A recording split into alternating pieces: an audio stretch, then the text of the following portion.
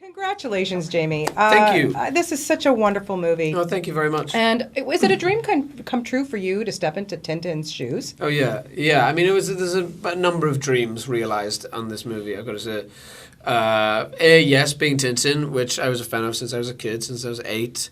So I'm not just saying that because I played him. Like, that was a genuine love that I had, and it was my own discovery. Like, no one put a Tintin book in front of me. Like, I genuinely found it myself. So it was kind of more important and more special for that reason. But then also to work with, Steven Spielberg and I've worked with Peter before, but it's always great to be involved with a family in the industry is always great. And so yeah, it's huge. The milestones on this for me are amazing, and also using a new medium as an actor is really interesting. Absolutely, I want to ask you about that because you're doing this motion capture thing. So 99% of this has to be imagination and envisioning how you're going to play this guy. But then you get to work with the king of motion capture, Andy Serkis, who plays Captain Haddock. Yeah.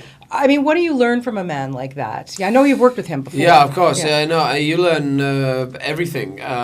You learn how to be a great artist and a great actor. I mean, he's amazing. I mean, I don't think there's anything the guy can't do, to be honest. I think he is definitively the only one who's shown us that this is a worthy medium, that we should take it seriously, that it is a medium that lends itself to the actor, that it's actually really an actor's medium, and you can really turn in a great performance.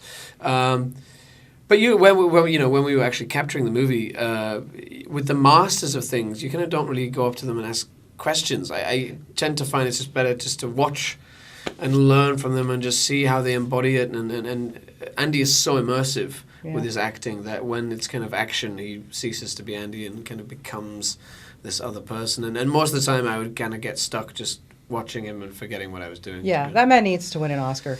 Well, it's gonna be difficult for him to get into those acting categories, but it shouldn't be. But I think if anything, there should just be a new category, best performance by an actor not in a live action film. So that can go for any kind of voice work, any kind of performance capture work, because the work he is doing is really staggering. I mean, it really touches people. Yeah.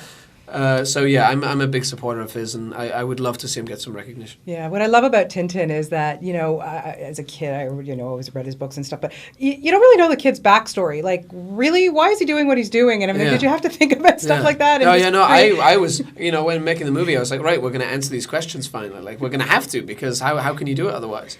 So there are all those questions, like, where are his parents? Like, why is his only friend a dog? Like, what's going on here, But you can troll through the 23 books, and he never tells you. Like, Hergé never gives it away. And I think it's that mystery, that allure, that kind of open and very blank canvas that allows you to really step into the character, immerse yourself into his shoes, and go on the adventure as if you were Tintin himself. And that's exactly what I did as a kid, now thinking about it. Like, I really did travel the world with him from the safety of my bedroom, and hopefully for any kind of young person who goes to see the movie, they'll have the same experience. You also have another film coming out in January, Man on a Ledge, which I want to ask you about quickly because you get to work with Sam Worthington. Yeah. Can you tell me a little bit about that? And I understand you have quite the fight scene. Well, between me and Sam, there is a scene with fighting, and we don't actually fight.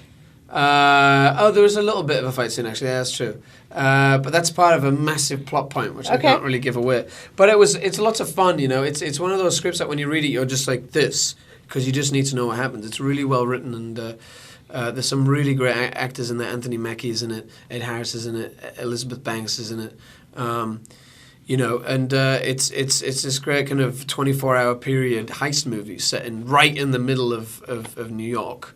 In one day, and it's a really great movie. Well, I look forward to that, and seeing you and Sam working together. That'll be awesome. That'll be fun, He's such a good guy. Another motion capture guy. Yeah, I know. When he came onto the set of Tintin just to kind of check it out, and he was like, even for him, he was like, oh, you guys get the comfortable clothes to wear, because I guess when he was making Avatar, it was still so primitive, So he kind of felt a little jealous that we had better helmets than he did. So. Well, that's the way it is. He'll get another chance. I know. I said this is a Spielberg movie, man. It's all about comfort. Exactly. Congratulations to you. Thank you for bringing this to North American audiences too. Of course. I think they're so going to enjoy this. I hope they embrace it. I really do. They so will, and lovely always to talk to you. Thank Jamie. you so much. Such a great guy. Thank you so much. You too. Take it. Thank you.